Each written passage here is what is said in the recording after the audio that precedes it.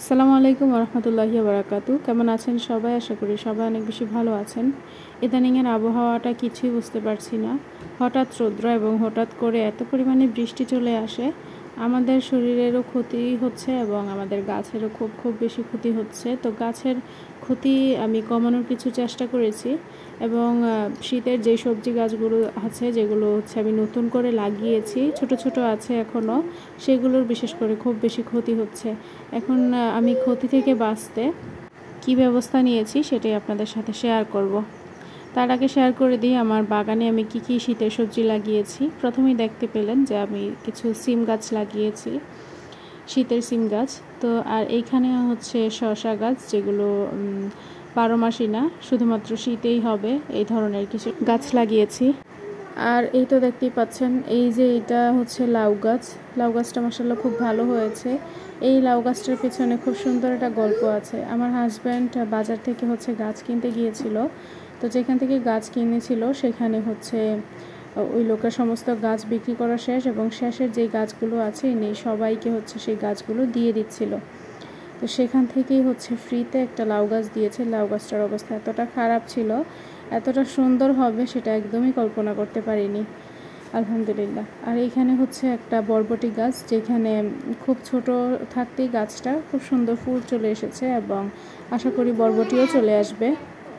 আর এখানে আছে একটা ভুট্টা গাছ, যেটা নিজে নিজেই উঠেছে, আমি এটাকে উঠায় ফেলিনি, আর খুব সুন্দর 2টা ভুট্টা হয়েছে। আর এইদিকে হচ্ছে মুলান্দি গাছ, এগুলো আমি বিচি থেকে উঠিয়েছি।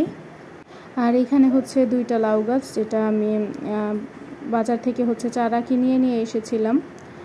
আর এইখানে দেখুন শসা এবং বরবটি গাছ। এত রোদের মধ্যে জানি না এই শসা গাছটা কোনো মতেই সারভাইভ করতে পারছে না, একদম নেতিয়ে যাচ্ছে। আমার মনে হয় যে এটার ভিতরে কিছুদিন আগে পোকার আক্রমণ হয়েছিল। আমি কীটনাশক ব্যবহার করার পরে কিন্তু পোকাটা চলে গিয়েছে, তবে এই পাতাগুলো যে রোগাক্রান্ত হয়েছে সেগুলো আর ঠিক হয়নি।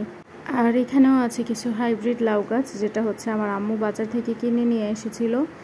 খুব সুন্দর ছিল গাছগুলো। নিচে মাটিতে লাগানোর কারণে গাছগুলোর শিকড়গুলো একদম হচ্ছে পচে গেছে। আমি জানি না, আমাদের এখানে মাটিগুলো ভালো না, একদম শক্ত মাটি, যেই কারণে হচ্ছে কোনো গাছ ওই মাটিতে ভালো হয় না। আর এখানে হচ্ছে কিছু বেগুন গাছ। আর এই যে ছোট ছোট চারাগুলো দেখতে পাচ্ছেন, এগুলো হচ্ছে স্কোয়াশ গাছ, যেগুলো বৃষ্টি এবং রোদের কারণে আর আমার মুরগির অত্যাচারে অবস্থা এগুলোর একদমই খারাপ। এগুলো প্রথমে কিন্তু খুব সুন্দর হয়েছিল। আর এখানে হচ্ছে কিছু জাপানিজ মিষ্টি কুমড়া গাছ, যেগুলো খুব ছোট হয় আর দেখতে খুব ভালো লাগে, তাই নিয়ে এসেছি।